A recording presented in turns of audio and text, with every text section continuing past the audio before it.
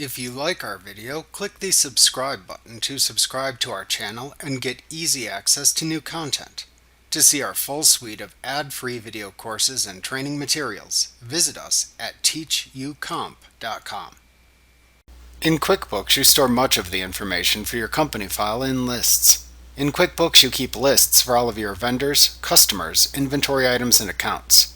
They are there so that you will not need to retype information you use frequently every time you want to place it into a form.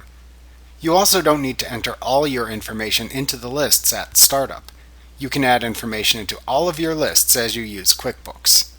This chapter covers manipulating the main lists you need to run QuickBooks efficiently: the chart of accounts, the customers and jobs list, the employees list, and the vendors list.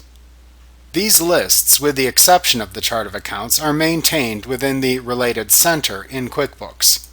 So, for example, you can open the Customer Center to access the Customers and Jobs list.